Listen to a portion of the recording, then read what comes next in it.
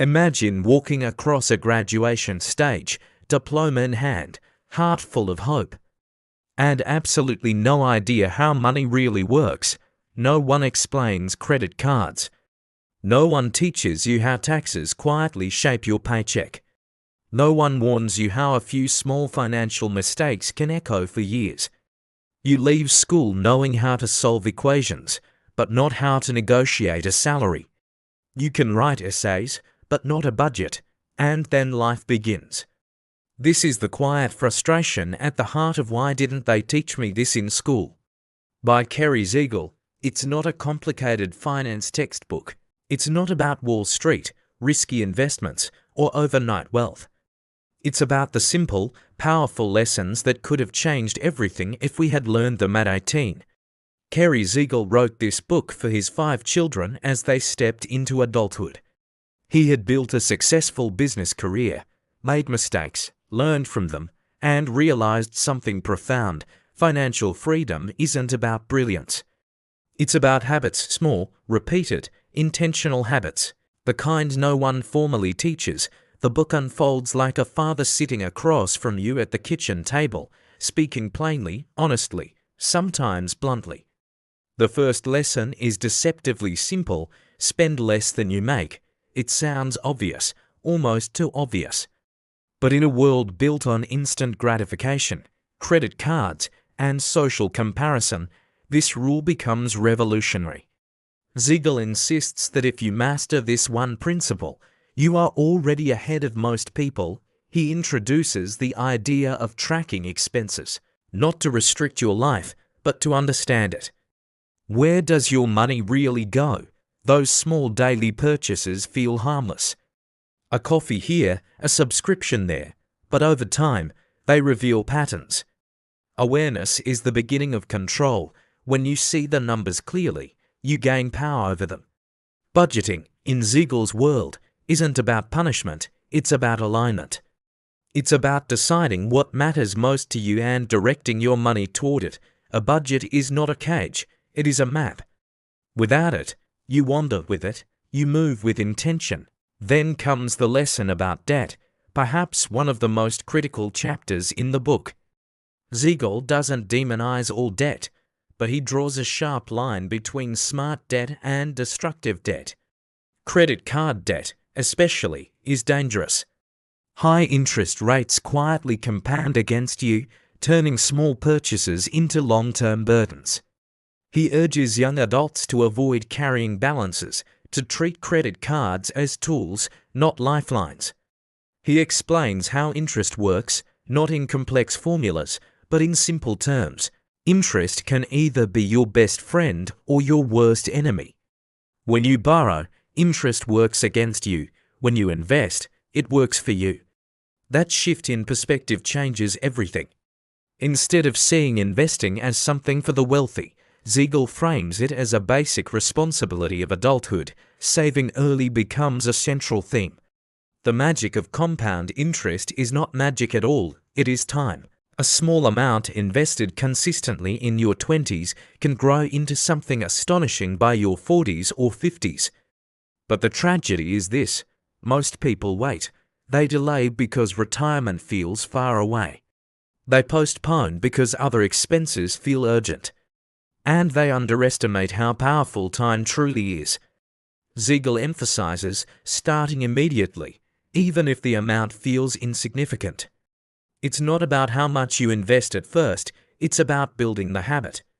Automating savings, paying yourself first. Before bills, before entertainment, before upgrades, you commit to your future self. Another crucial lesson revolves around lifestyle inflation. As your income increases, your spending tends to increase with it. A better job leads to a better apartment, a better car, better clothes. On the surface, this seems natural. But Siegel warns that if expenses rise at the same pace as income, you remain stuck. Financial freedom requires maintaining discipline even when you earn more. He encourages readers to create an emergency fund. Life is unpredictable. Cars break down, jobs disappear. Medical emergencies arise. Without savings, These events become crises. With an emergency fund, they become inconveniences. That difference is not small, it's peace of mind.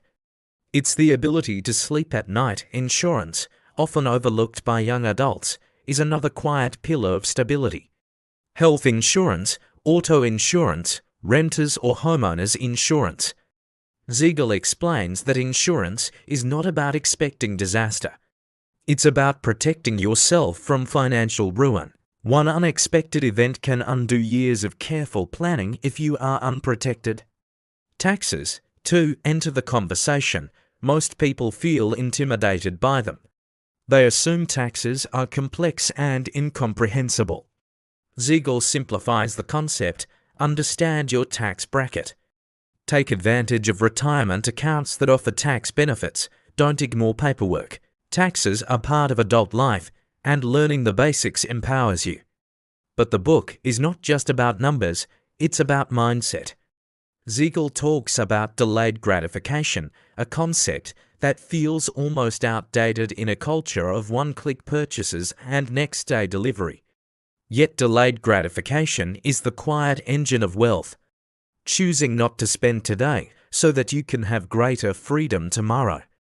It's not about deprivation, it's about intention. He also addresses the importance of generosity. Giving back, even when you're not wealthy, creates perspective. It reminds you that money is a tool, not an identity. Financial success without character is hollow.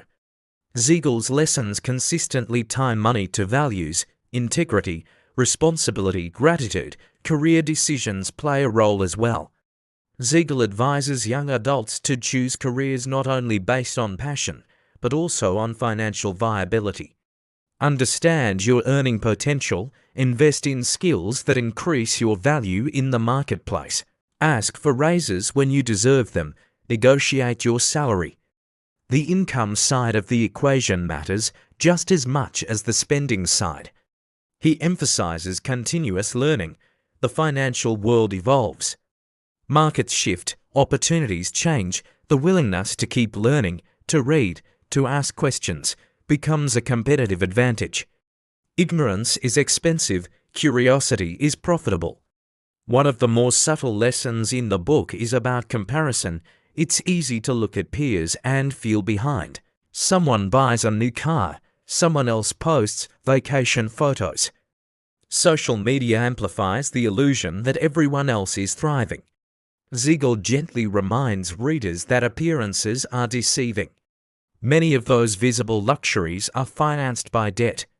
True wealth is often quiet, it doesn't need to be displayed. The book's tone remains practical. Open a retirement account as soon as you are eligible.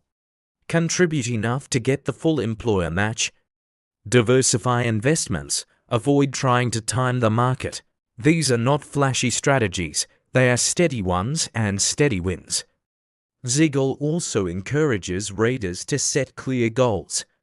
Short-term goals like paying off a credit card. Medium-term goals like buying a home. Long-term goals like financial independence. Goals transform abstract saving into purposeful action. When you know what you are working toward, discipline becomes easier. He discusses housing choices carefully. Renting versus buying is not just an emotional decision, it's financial. Consider location, job stability, and long-term plans. Don't rush into homeownership simply because it feels like the adult thing to do. Analyze the numbers, think long-term. The conversation about cars is equally grounded. A car is a depreciating asset. It loses value the moment you drive it off the lot. Siegel encourages practical choices. Reliable transportation matters, status does not. The difference between a modest car and a luxury vehicle, invested wisely, can grow into something substantial over decades. Throughout the book, there is an undercurrent of responsibility. No one is coming to rescue you financially. Schools may not teach these lessons. Employers won't manage your money for you. Friends won't fix your mistakes. Adulthood means ownership. But this ownership is not meant to feel heavy, it's meant to feel empowering. When you understand the rules, you stop fearing them.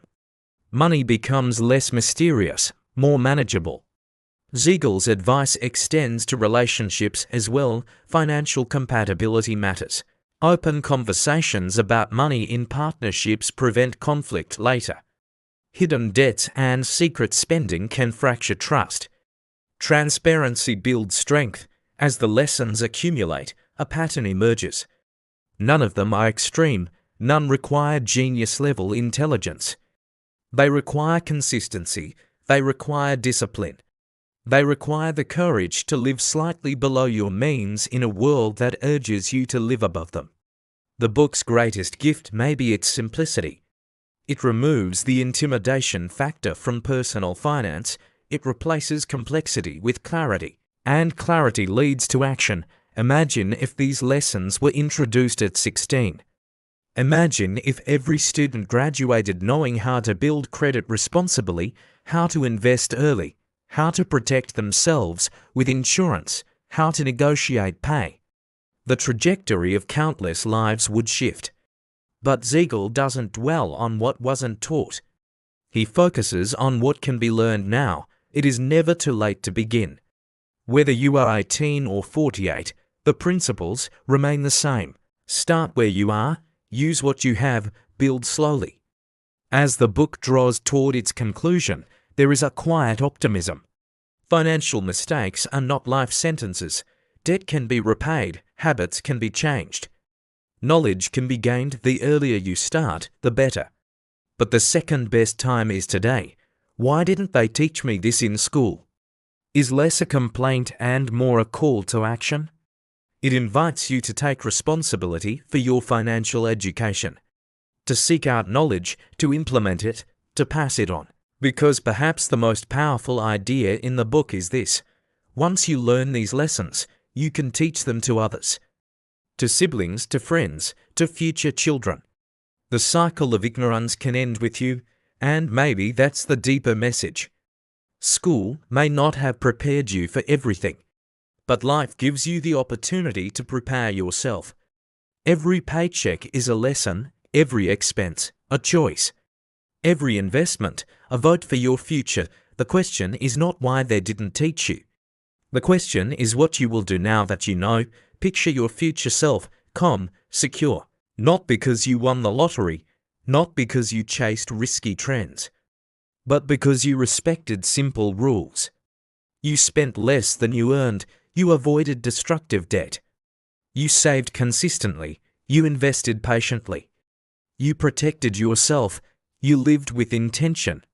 Financial freedom is not dramatic. It is quiet. It is the absence of panic. The ability to say no to what doesn't align. The ability to say yes to what truly matters. In the end, Cary Siegel's message is both gentle and urgent. No one may have taught you these lessons in school, but you can learn them now. You can apply them today. And years from now, when life throws its inevitable challenges your way, you will not stand confused or unprepared. You will stand steady. And perhaps one day, you will sit across from someone younger, someone hopeful and uncertain, and pass these lessons forward. Not as complex theories, but as simple truths. Spend less than you make. Avoid bad debt. Start investing early. Protect yourself. Live intentionally. The kind of lessons that should have been taught in school. The kind of lessons that can still change your life.